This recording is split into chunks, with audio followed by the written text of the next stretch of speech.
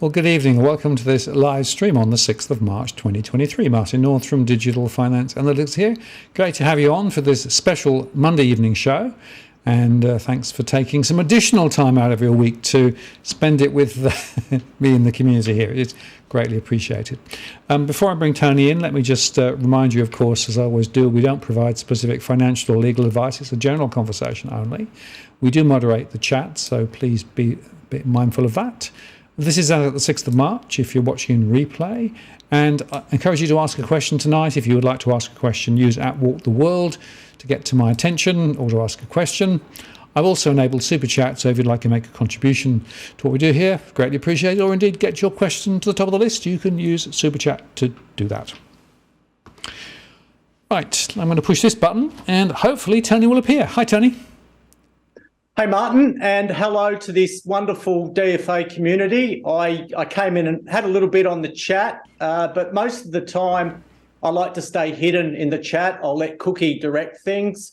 And just for those on the chat, my 14-year-old son is going to watch this through his attention span, which will be about 5 minutes. That long. That's pretty good. Yeah. Not bad for a TikTok generation. I was going to say, is he doing something else on another device at the same time? Because what I find fascinating is the ability, it's seemingly to be able to do 3 or 4 things at once. I'm not sure whether that time slicing really works, but it appears to be quite interesting. Yeah, well, big shout out to Lockie if you're still watching. But geez, Martin, what an interesting time to be alive. And more recently, I've been doing just quite an amount of self-reflection. And I guess that comes from yesterday, I went to visit my mum in a dementia ward. And if you ever want the motivation to get off your ass and do stuff, I think a dementia ward is an ideal place to visit. And yeah, it's really sad. And what happened, I actually went to the Sting concert and I was thinking, wow, look what life deals you. This guy in his early 70s, he's as shredded as steel oats. Unbelievable, still with it. It was an amazing concert. And then I look at the cruelty of a dementia ward. And what I said to my kids is, I don't want to give you long essays. I don't want to give you lots of advice, but start lifting weights and then everything else will fall into place. So pretty much that's going to be my message to my kids. We can deal with the stock market, building wealth later. But the sad thing about this generation, guys, is that they're all TikTok affirmation generation. And it's going to be hard for someone on social media to become the next Warren Buffett, I guess. And the other point of self-reflection, I actually went and saw the movie After Sun. Mixed reviews, some loved it, some hated it, but it really packed an emotional punch. It made me get back to the relationships with my own kids and cheap package holidays. So lots of self-reflection. And I guess it culminated in watching 60 Minutes last night.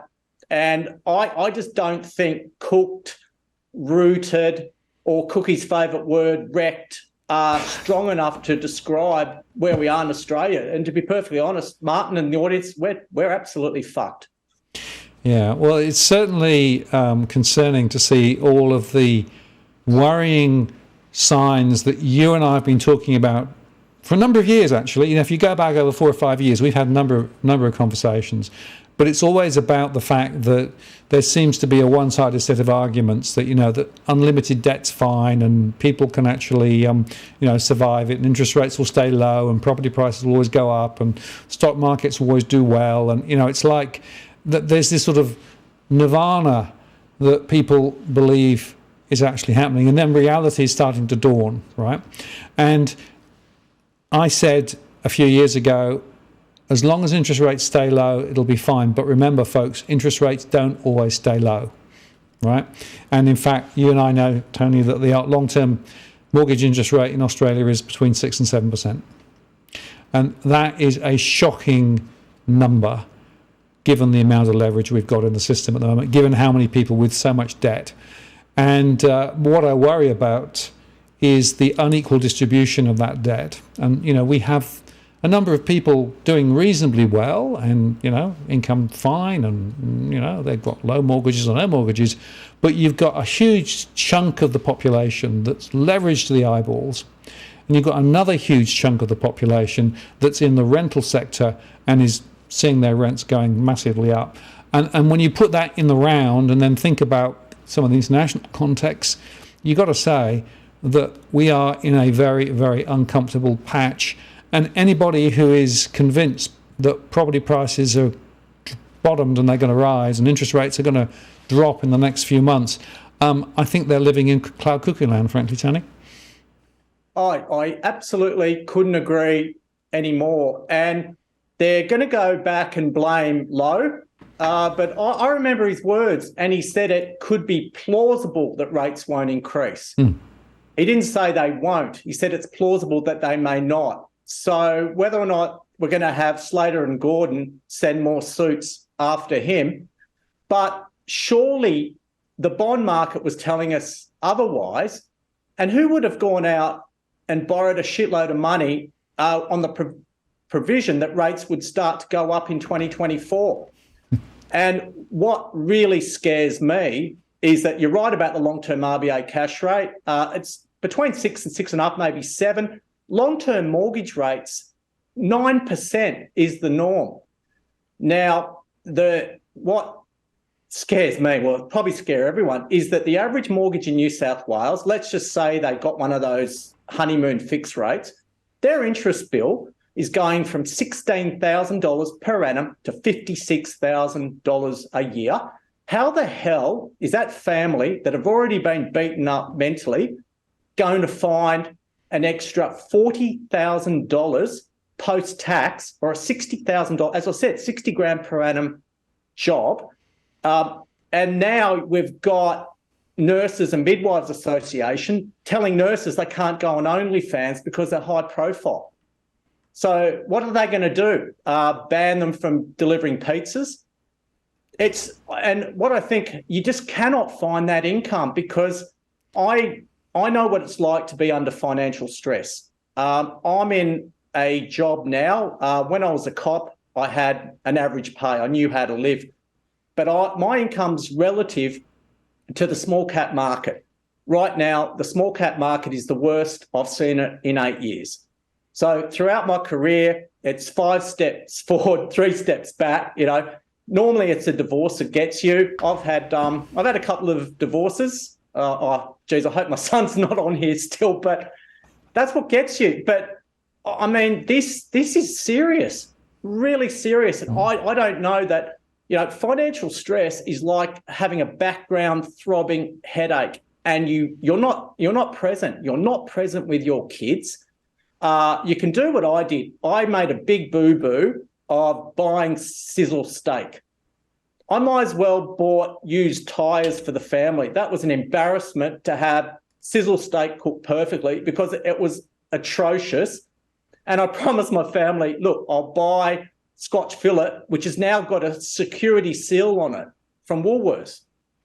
And I was saying to Juliana that we're going to see not the welfare generation wheel in a trolley and take all the meat. We're going to have working families now which will pull a balaclava and go in and steal their groceries. I just cannot emphasise enough how much of the shit we're actually in. And I looked at the ASX forecast of rates. I looked out to August 24 and they're still 3.9 and change. So, it's like a 40-degree night, no aircon, you've got humidity, and all you can do is turn your pillow over on multiple times. There's no relief coming at all. The best time to sell your used car was, I know Tarek put up the used car index. There was a peak there in used cars. Too late to sell your treadmill, your chest freezer. The best garage sales have already happened. I just don't know where it's going to come from, Martin. And the sad part is we're looking at between 800,000 and 900,000 mortgages about to hit that mortgage cliff. And interest rates, their interest payments are about to triple. So we're in a world of pain, and I think it's only going to get worse. Yeah, absolutely. Well, there was a report today that suggested more people were having to take extra jobs. second and third jobs to try and actually bring a bit more income in, because that was the only way that people could make ends meet. And I guess, Tony, you and I have spoken a number of times about the societal impacts when people get into financial pressure. It isn't just a financial problem, right? It's a social problem, it's a societal problem, and it leads to a whole bunch of other consequences, from violence and other things too. And it's that social degradation that I'm really concerned about, because I think that people are going to find it really, really tough to find a way through this. And it's just worth reflecting. The RBA, of course, is responsible for lifting interest rates, and they've said quite frequently and recently, rates have to go higher because inflation's too high. Inflation is sticky, it's not coming down. The last number was higher rather than lower, and all of the indicators are it's going to stay high for some time. So the RBA is pulling its interest rate levers, but of course it can conveniently not look too far beyond that. But what I'm doing in my surveys, and what other people are doing now, is calling it out in terms of the consequences. So Roy Morgan's come out and said 1.35 million people in mortgage stress. NAB published a survey over the weekend, 4 in 10 households in significant difficulty. And my own mortgage stress numbers, which are actually higher now than they've been. This is actually, I'll go through this in more detail tomorrow on my live stream, because I've got all the latest data, but we've now got 46.7% of mortgage holders in mortgage stress, and the rental stress number, 61.86% of those renting, is horrendous. I mean, these are numbers that I've never want to see, because there are so many consequences and implications of this. And I think it's also worth underscoring, Tony, that the government's view, of course, is that they've got very high debt, lots of deficits, and interest rates are rising, so the cost of debt's rising. So it's not like they can magically pull another load of money out of the air like they did through COVID without significant further consequences. So wherever you look, socially, economically, politically, I just see roadblocks. Yeah, and inflation's like trying to remove dog poo with a stick. That's honestly, that's how bad it is. It's not going away. It's entrenched. We're not going to see any major relief at all. And the scary part is that we've seen a moderation in the falls. We've had a little uptick. Tarek explained that beautifully, that it's the ego-driven properties, the top echelon, that have increased 5%. So suddenly I've seen charts saying that the inner west, the falls have subsided. When I was a police officer in Redfern, the locals were so kind that they'd throw you a VB and a brick at the same time. And it's amazing that these suburbs suddenly become blue chip. I remember surfing at Curl in the late 80s, early 90s. That area was rough. Then suddenly it becomes blue chip, and everyone wants to live in North Curl. So things are certainly changing, and it's just got totally out of kilter. Obviously I grew up on the northern beaches, so I look at the prices in Narrabeen, French's Forest. I mean, yeah, volumes are so low that I just think this is the calm before the storm. And heaven help us once volume starts to increase. And those two magic words for a real estate agent, as I keep saying, it's not Anacott Steel, it's called price discovery. And we haven't had a lot of forced sales yet, but suddenly a real estate agent can take evidence of lower sales in your suburb or in your street, and they're going to say, look, you're going to have to sell it for this. As you said earlier, anyone that thinks that the falls are over is delusional, because you can't have that sort of increase and only give 10 to 15% back. You have to, as per what Morgan Kelly said, Morgan Kelly he had that online debate, TV debate with Jim Power. Morgan said Irish house prices going to halve. Jim Power said no. Morgan's extensive research on OECD housing bubbles said you give up 70% of the gain. So let's just say the market goes from 1 million to 2 million. You keep 300,000 of that gain, and that's frightening, and it hasn't even started yet. And I know that mortgagees, those with mortgages, are starting to get the letters. And the other worrying aspect is that on 60 Minutes, they said, well, just over 3 million people have a mortgage, but 1/3 of that market is investors, and the investors are leaving the station, but the investors really haven't panicked yet. And those without a mortgage might say, well, you beauty, I get 5-6% on my savings. Well, you're going to get walloped on the value of your property. So this is going to affect everyone, unfortunately, and there's no way to avoid it. And I've been saying for a while, adopt the brace position. Well, guess what? This shit now is real. Yes. And of course, there was an opportunity to make some tactical decisions, earlier on. I actually think we're quite close to the end of the runway now. It's quite difficult to know what to do. I mean, give you an example. I mean, I sold my property, a little while ago because I could see that property prices in this area, so in Thurrool, which is north of Wollongong, the median house price got above 2.2 million. And I could see it was coming back, so it got down to 1.6 million, and it's dropped even further now. So I made a decision to get out before prices dropped too far, because I could see where it was going.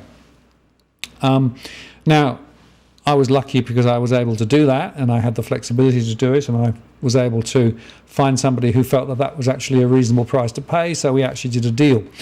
But you have to be quite agile to be able to actually make those decisions rationally when the market's sort of sloshing around all over the place. And so many people said to me, well, just sit on it for a couple of years and then property prices will be back up to 2.2 million again. I don't believe it. The thing to understand is that the property prices were inflated by ultra low interest rates, ultra free lending, and all the government handouts, home builder and everything else. It was completely artificial, and it was actually done in a way that I think was frankly irresponsible, because the real value of property is not where property got to. And we are not yet back at, I think, fair value for property. I still think we've got further to go to come back to a sort of a more rational, realistic level. And it's worth noting that many borrowers are still at 6, 7, 8 times income. I mean, that is not sustainable, particularly with the interest rates we've now got.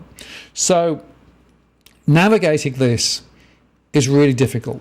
And then, of course, you've got the stock markets, which have been up and down like a bit of a yo-yo. And, of course, January was seen as quite a strong month, but that was artificial. And then February's been a weak month. And now we're looking, well, is it going to go up, down, sideways? And what's the Fed going to do? I mean, so the financial markets are also in a degree of undress as well. And, of course, then we've got the broader issues, the economic issues. The China saying 5% growth is probably as good as we're going to get. Well, that's an amazingly low number for China, and that's going to have a significant impact more broadly as well. So pretty much wherever you look, all of the elements are in flux at the moment. And I've been around for a reasonable length of time. I don't recall a time when so many of the elements are all sloshing around in a sort of an uncontrolled way, and then you've got the political class basically blah blah blahing on the top and not really taking it too seriously. This is pretty horrendous, and I don't think I've seen it as bad as it now is. No, certainly not. And the way I look at it is, it's been a once in a generation opportunity to really address it as stupid money and take a lotto win tax free. So that's the scenario, because we had, admittedly, Liberals fluked that election. They were expected to lose. And then suddenly we had COVID, where banks threw money to borrow a house for a house at 1.99%. And the market went stupid. And it made me look stupid because in hindsight, I lost the bet with the kook. That was $2,500 I won't get back. But that bubble was out of control. And that happens at the end of every speculative bubble. I go back to the dot-com bubble. That was a once-in-a-generation opportunity to make a lot of money and take it. And every speculative bubble along the lines has been the same. And I even go back to some of the earlier bubbles in the early 2000s. And the problem with a speculative bubble is that it's hard to see it coming, And when you're in one, you don't realise you're in one. You think this is the norm. And I can tell you, markets are a great leveller. It's a bit like, I don't know, diarrhea is a great leveller because it gets even the filthy rich. You know, it gets the billionaires. If they eat something dodgy, then they can obviously take an Imodium. But I think investors, sadly, are going to need that. And from my own experience, I've had lots of lotto tickets in my career over a long period. I've sold a lot of stocks too early, and some of them I've been taught an absolute lesson, and regret weighs on you. So if you've got financial stress, there's a lot of breadwinners out there, mainly men, who are going to feel like a failure in the eyes of their family. And then we're going to have the wife or partner or saying, why didn't you tell us to sell the house when prices were that high? And then suddenly you've got that regret loop.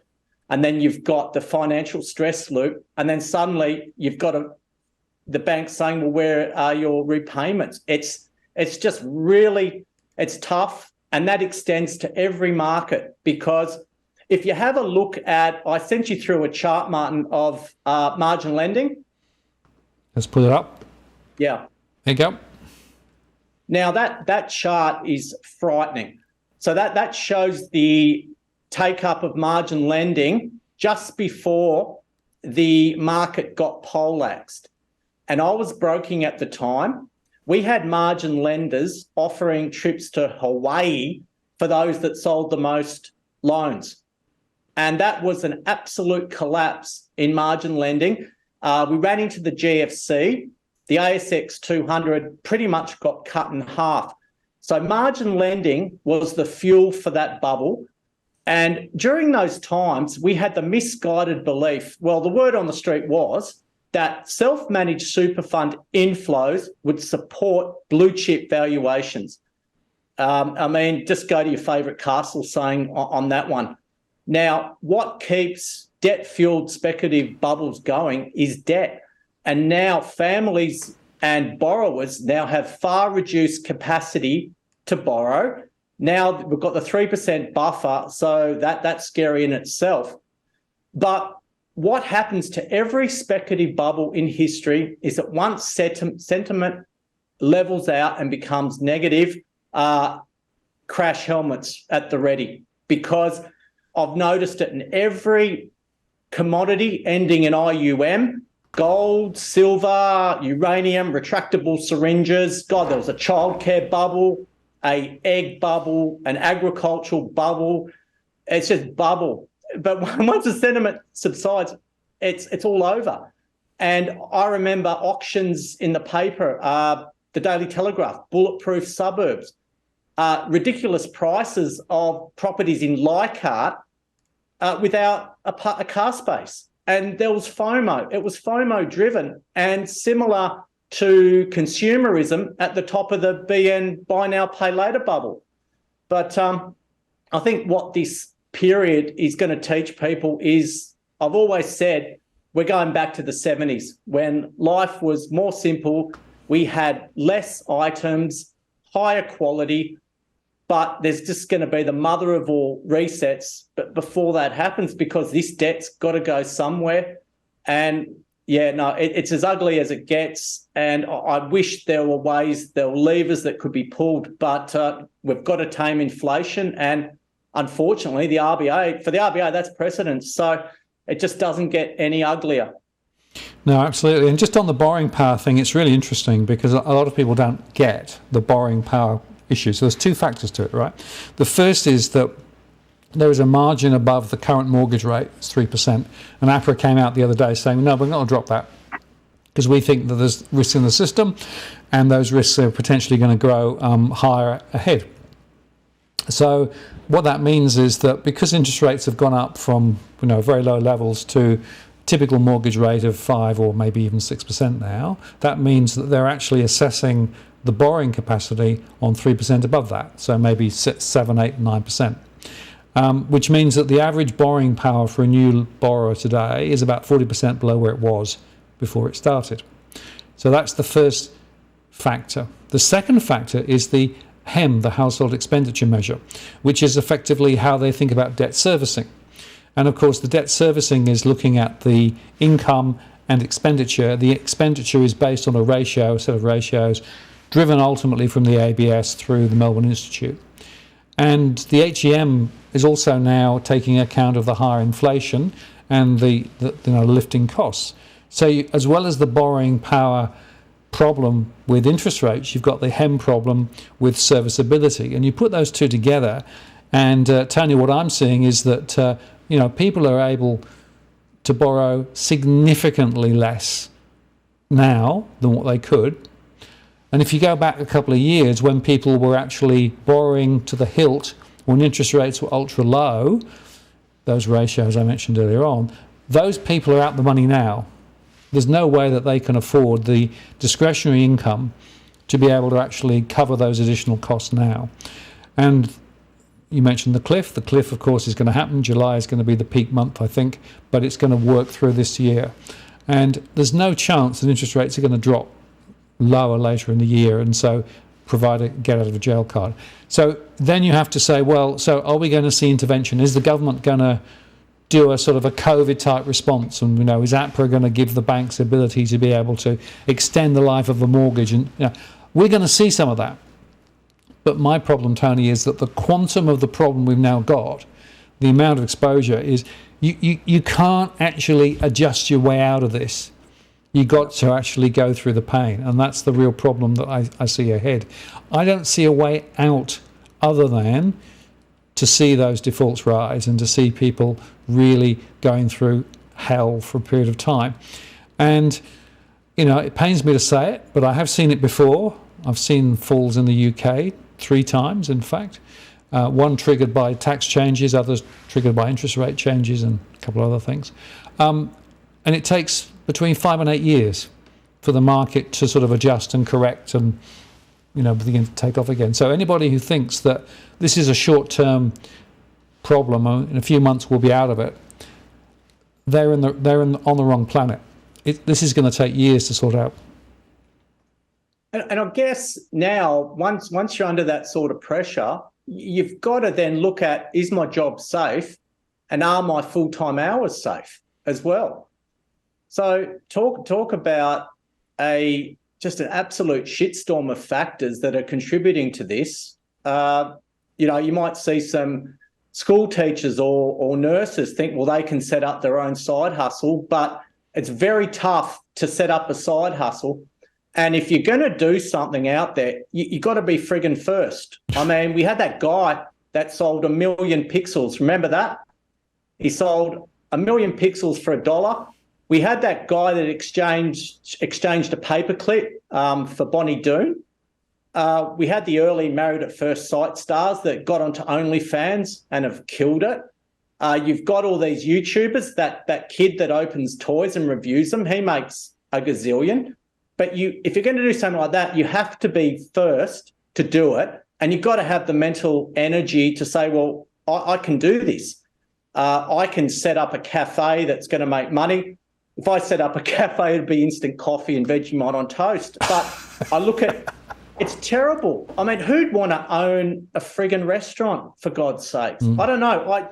It actually hurts when I go to my local shopping centre and I see a restaurant in a place that has gone broke 5 times and the new owners think something's going to be different. Yep. And there's just going to be so much pressure now to find these side hustles, but it's not easy. Who's going to want to iron shirts in their spare time or do gardening? And I mean, you've got to look at it honestly.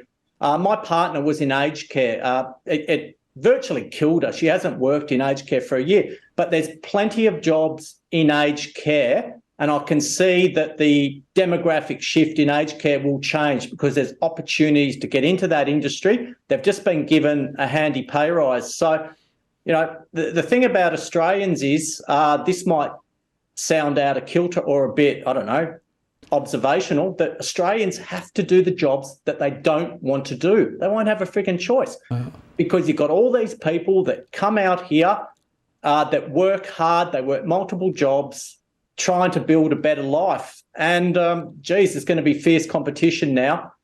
So it's pretty messy, but what can you do? You've got a generation that's trying to make money on social media. There's just not that income around. And what I've learned, I'm 51 now. I just think consumerism is the biggest load of shit there is, to be honest. You've got to get your dopamine hit. Going out and spending money, you've got to look at what you're spending on. I think buying, I've bought new cars in my time, but I think now those out there are going to think, well, why the hell do I need a new car? Just get a steering wheel protector or get a new paint job. You don't need to upgrade your TVs all the time. Go buy a Tommy Hilfiger polo that will last you 5 years instead of 20 polos that won't. It's just, consumerism is fun till it isn't. And I think we're going to go back to that 70s style of living where we don't own as much. And it's just, as I've mentioned before, Martin, there's just going to be a massive washout in the system. But what I've said here now is, quit your streaming service, watch it for a while, then rejoin, binge. There's going to be smart ways of doing that. I looked at KO, $35 a month. That's just ridiculous. So, well, I'll tell you something, Tony, because one of the things I do in my surveys is to understand how households are actually thinking about their spending patterns, right? And it's interesting asking them what they think their priority spending categories actually are. And I'll tell you, and that surprised me, that your mobile phone connectivity and your streaming services, in more than half of the households I surveyed, they put that in the must-have category. It's very interesting. And, that's in the same category as, I need to buy food and clothes, etc., and pay the mortgage. So it's not seen as discretionary. So in a way, my feeling is that many people have effectively been sucking on the marketing company's Kool-Aid and have now a sort of a philosophical mindset as to what a normal spending pattern actually is. But it's a lot of frippery. Yeah, it certainly doesn't make you happy. And I started on dry January. I'm continuing. We're in March. I haven't had a drop of alcohol all year. So, and I've joined the gym. I'm at the gym 5 days a week, and I guess my 3 S's for happiness now are sex, steak, and squats. So I've had to make that adjustment. But it's awesome to go out and not have the alcohol bill at the end of the night to drive. We went for this beautiful degustation a few weeks ago. But I tell you what, lemon lime bitters doesn't pair too well with wild boar. So anyway, there's a hint for everyone. Yeah, very good.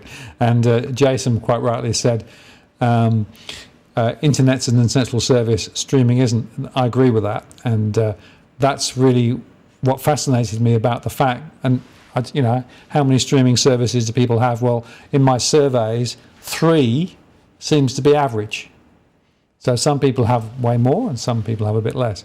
But, do you really need 3 to 5 streaming services at, whatever it is a month? It's interesting. It's, it's a very interesting philosophical point about how much is too much. And the other interesting observation, and I don't know whether you've seen this, Tony, too, is that people have changed their shopping behaviour. So they are going to deep discounters like Aldi.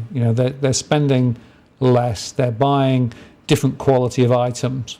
And, of course, Coles and Woolies, who actually reported their results, they observed the different spending patterns. And I think that's going to be very interesting to see how that plays out because, will people make sensible decisions or will they make not sensible trade-offs in terms of what they buy? And in the UK, for example, we know that over there, because the cost of fresh fruit and vegetables have gone through the roof and supply chains have been disrupted, there are now groups of households whose quality of food has actually been dropping because of the economic consequences. And of course, that has long-term health implications too. So, like I said, all of these things are not just financial, they're actually connected to lifestyle and social and all those things. And I really worry that we don't understand some of the implications that will follow from some of these decisions. Well, actually, I've got a bit of a tip. I won one of those dinner box delivery services. I won a free box. And what I've found is that if you get these boxes, it's like HelloFresh, Every Plate, Marley Spoon. They'll give you about up to 65% off, and then you can quit any time. So you keep moving around. If you quit one, then they'll say, we want you back. And that has really kept us away from the shops. And the food quality has been good, and you don't have to go through these decisions to cook meals. And it's worked a treat. So anyway, there's a little bit of a tip that have a look at HelloFresh. HelloFresh is probably the best out there, but you're not at Woolworths buying a handful of cherry ripes at $1 or grain waves when they're discounted, or Smith's chips. It just keeps you away from spending. And what I've found is that there's two of us in this house full time, that we can get a box of food for $70, 5 meals. So it's $14 a meal. Viewers are probably thinking, it's tight-ass Tuesday with me, but I don't need to overspend.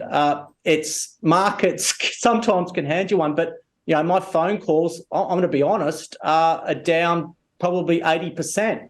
And that's reflecting a very flat emerging company market. And that's just the way it is. I've been here before, and I think, well, how can I keep away from the shops? And what it does, it makes you eat healthy as well.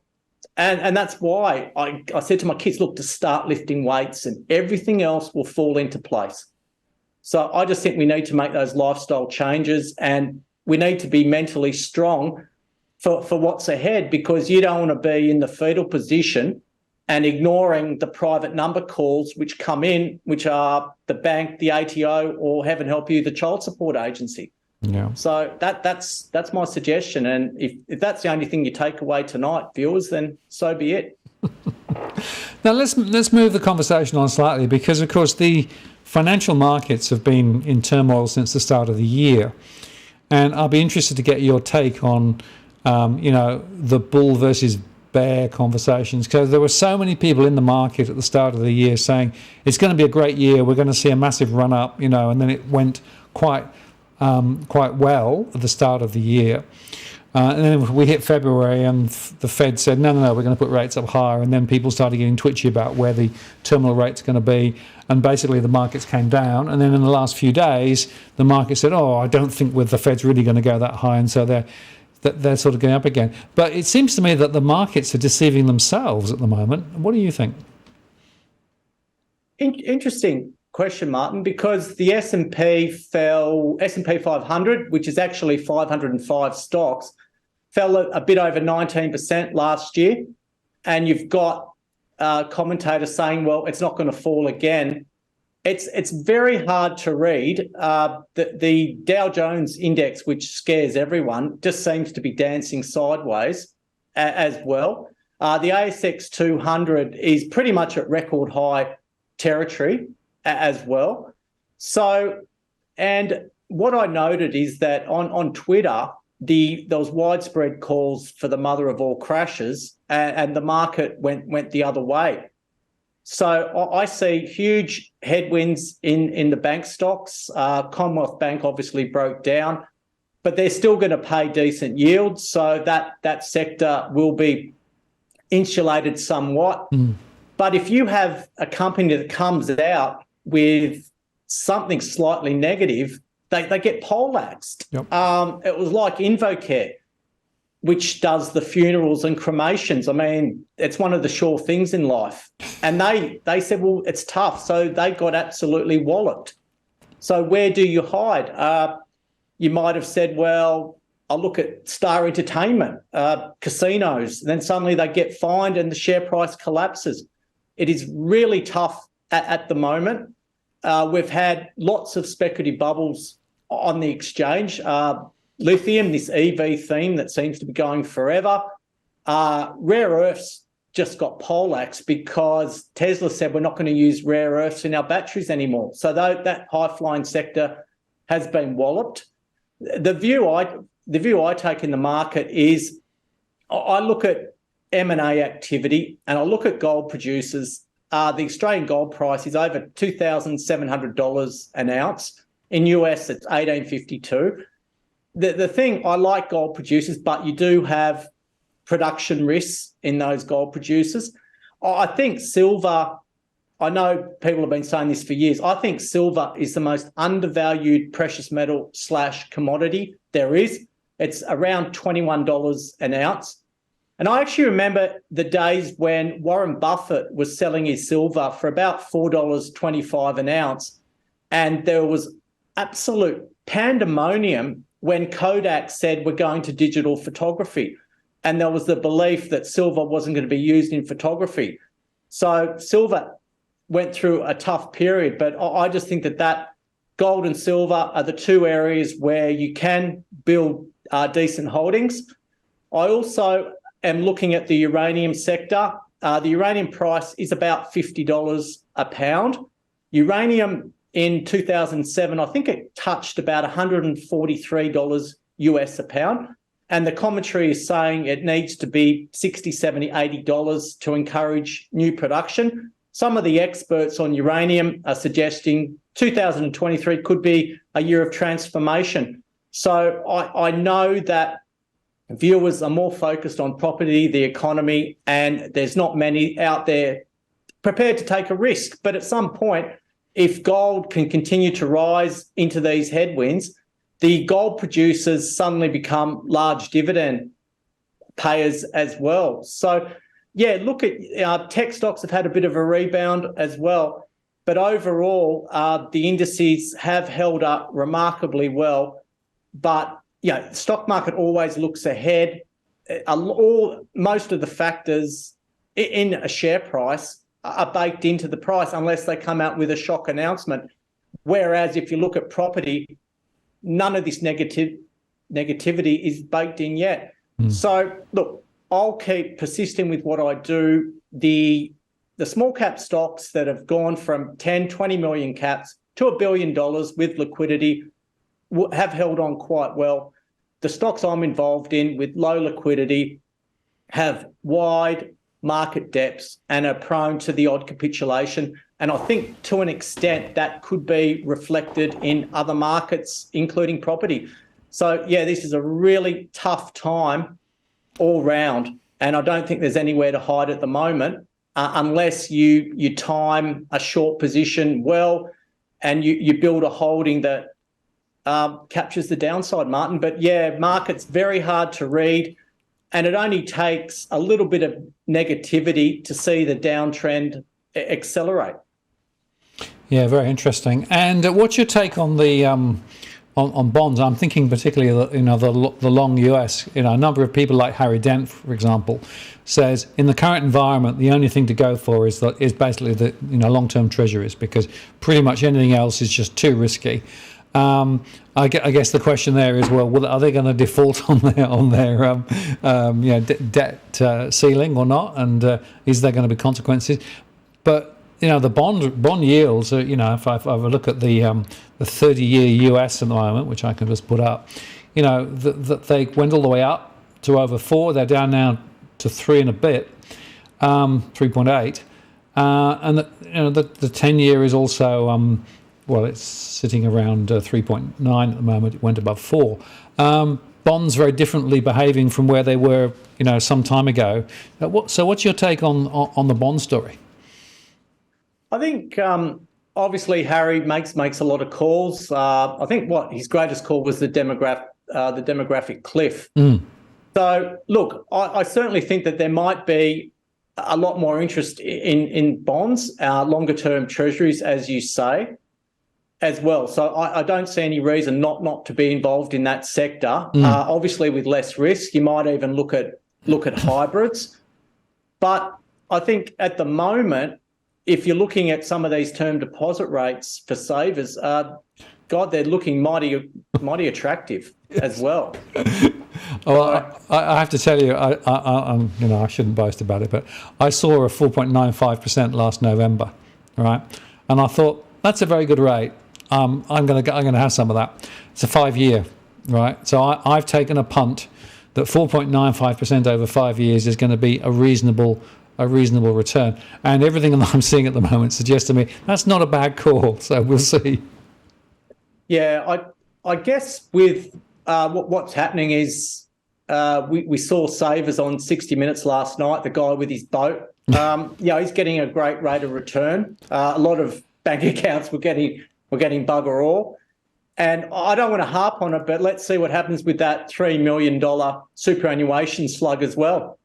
What is the wealthy 0.5% of the population going to do in that regard? So, and I mean, that's a whole nother show, guys, on tax and what's going on there. But look, if you like, steady as she goes, maybe do have some bonds, some cash.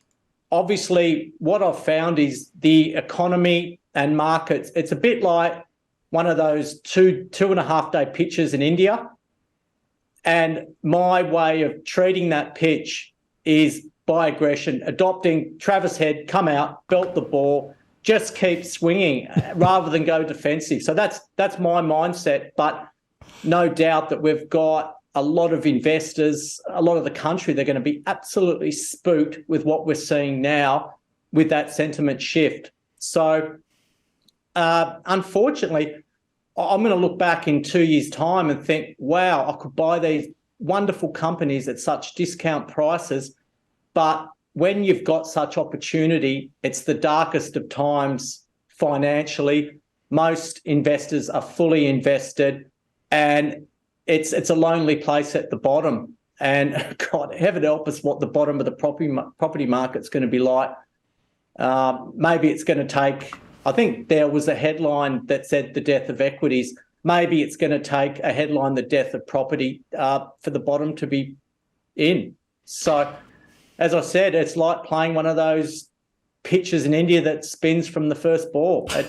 It's really tough. And a lot of the population aren't financially literate. They wouldn't understand, sadly, what a price to income ratio, what all the requirements with borrowing and interest, long-term interest rates. Ask someone that just bought in at the peak what the long-term interest rate is. I think it's going to take a major calamity to see financial literacy rates lift and to have people have an honest discussion about what is actually happening with their money, because you can't keep your head in the sand and you just can't keep avoiding those private numbers and the letters in the mail, because it ain't going to go away. No, I think that's an interesting observation. The general level of knowledge and awareness, I've been trying in my little way to try and help raise some of that awareness in recent times. But, a lot of people, of course, who are Australians are forced savers because they have the superannuation system, right? And it's an interesting observation that many superannuation funds are reporting considerably lower returns this year. And, of course, they're still taking quite a lot of fees.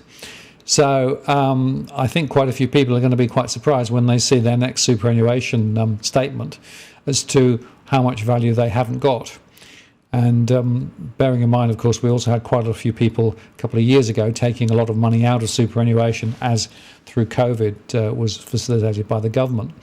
So superannuation is also something to think about. And again, I worry that many people have a set and forget mentality and say, well, presumably somebody's doing the right thing.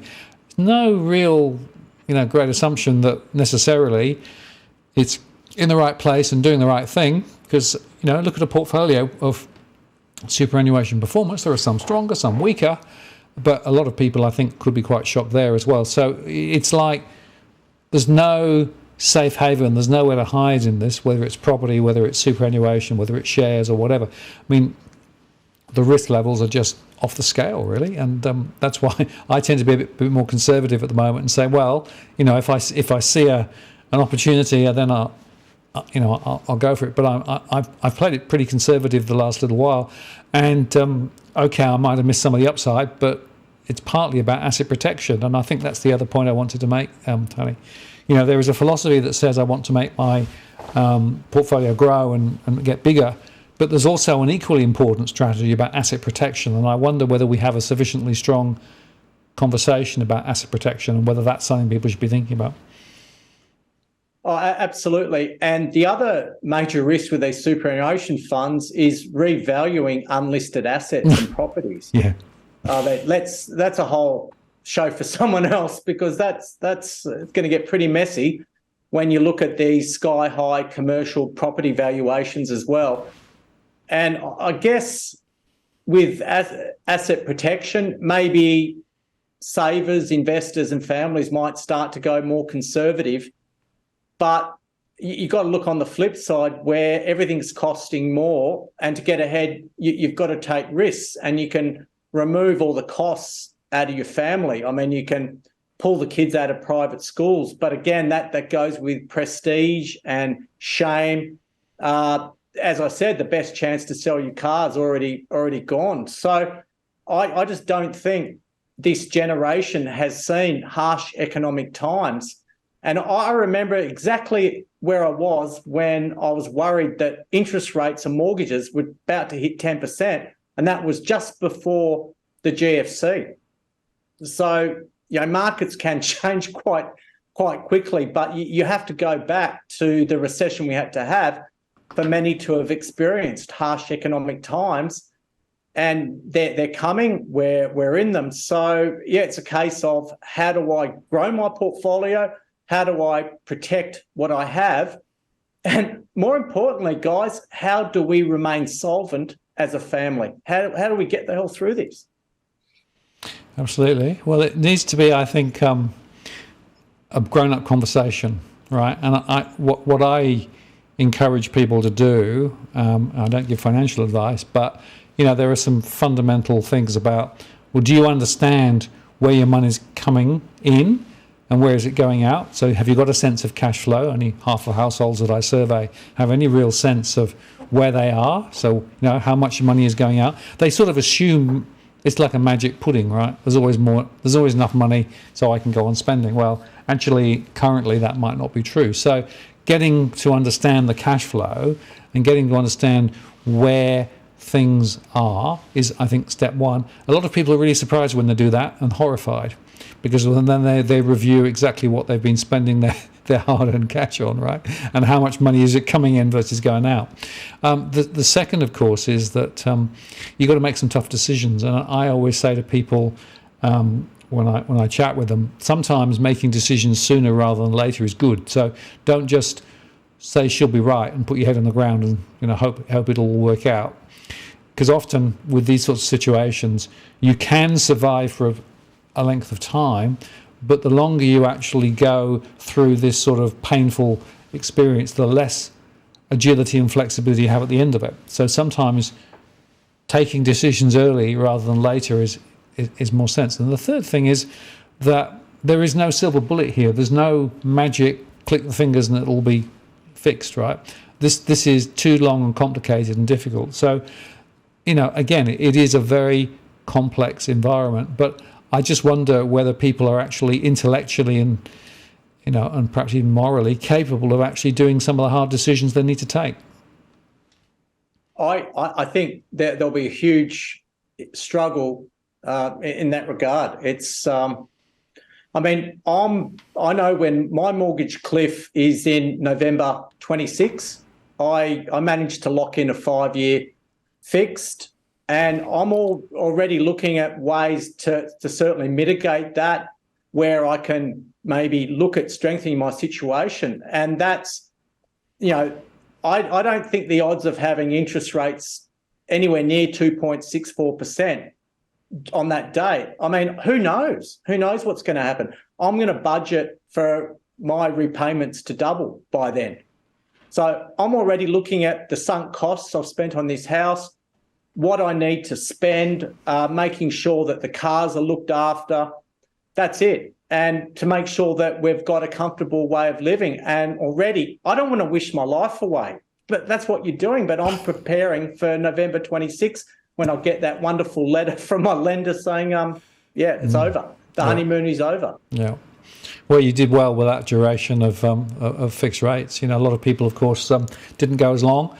I remember making a show 18 months ago when mortgage rates the fixed rates were below 2%. And I remember saying at the time, those rates are astoundingly low. You will never see the likes again in your life. Great opportunity if you can log it in. Proved, I think, to be the case. I don't think we're going to see very, very low rates again. I just don't think it's going to. I think central banks learned a lesson when they actually took rates too low and did all of the quantitative easing. I don't think they'll be as aggressive again, but I could be wrong. But that's my sort of philosophy. Now, Cookie Boy asked a quite interesting question, and we might just you will know 007. Unfortunately, he died a few months ago. Yeah. But he and I had a number of conversations. He was a Brit. He was very much into the financial system. And Roger Brown basically said, hey, you got to understand that this is serious what's going on. Property prices will fall. Interest rates are going to go up. People will lose their shirts. The financial system is significant risk.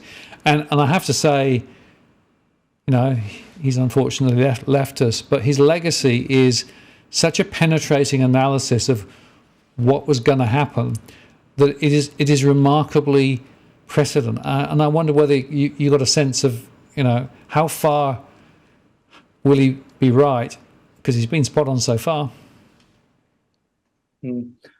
I actually had a look at his Twitter page a few days ago, and obviously you can see when he was in no position to tweet, but some of his tweets were, at the time, seemed crazy. He was saying 5-year fixed rates were going to hit 6%. Unbelievable. But that guy, Roger, had the courage to just come out and say it. He had no fear of what he was going to cop from other people on Twitter. And he just told the truth with a deep education. And I think it was sad that he has passed away. That tweet was quite emotional when he said he's only got a couple of weeks to live, and he finally succumbed to bowel cancer, I think he died of. Yep. But who out there has the courage to say what he did? No one. And when we're in a bubble and people are jumping over each other to get dopamine, to get on a TV show, to pay well over the top, do we ever think of the downside? But I doubt those that have paid the top would be reading his tweets. But it's actually quite a concern that he was talking about median prices in the 5s, 6s and 7s in Sydney, which is truly horrifying.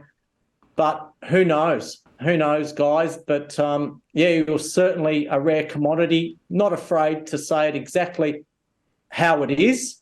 And he copped it. But his legacy will certainly live on. And it certainly makes me think about, well, how far do I go with my truth as well? And let's not, you can't really polish a turd, can you? So it is what it is. As I said, I dropped my first F-bomb on this program because I don't think any other word gives it justice to the economic mess we're in.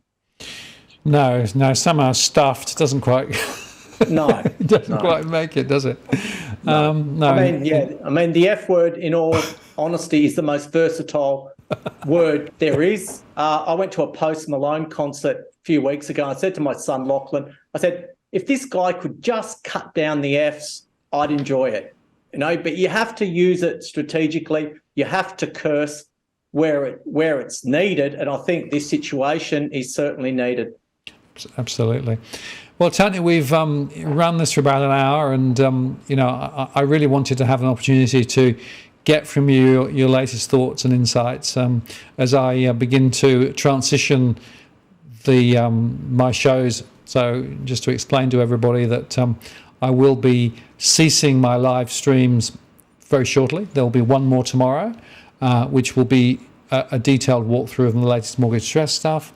I will be making the odd recorded show for the next few days as I take the studio apart, but I won't be able to do the sort of the live stream like I've been doing it. But what I hope is that once I've set myself up in the UK, with the time difference, it'll be morning in the UK, but evening here. I very much hope we can continue these dialogues, because I, for one, have really valued your insights and perspectives. And sometimes it was important because, frankly, I felt I was swimming uphill. So, but you've always had a strong sense of, no, this is actually serious, and these are important issues. So I really appreciate your your insights and your philosophical positioning around some of this. So as we sort of come to the end of the show, what would be the sort of the couple of fundamental messages you'd want to leave with the audience?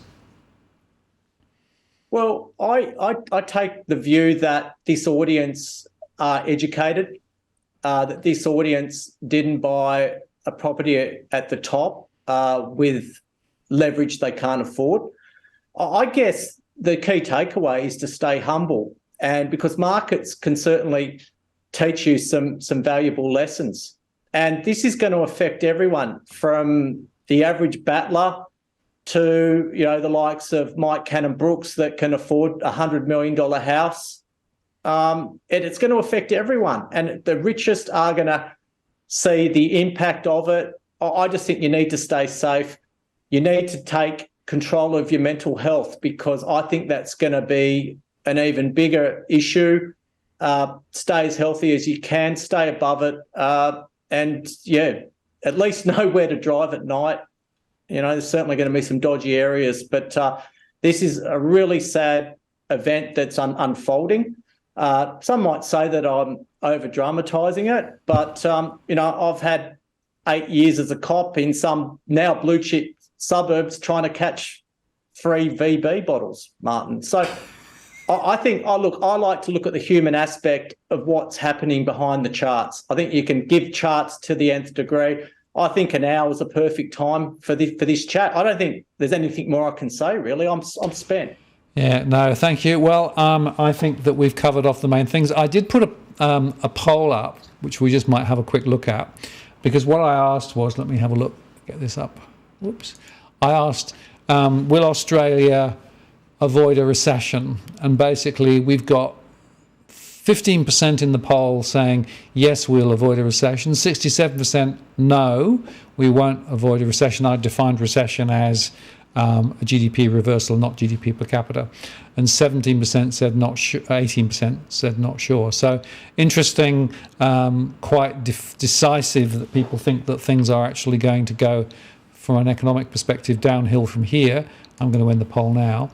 And I guess what I would say in closing the conversation is, you got to take responsibility for your own financial position, right? You can't just say, well, the YouTube guy said do this or whatever that, or CoreLogic said everything's going to be fine.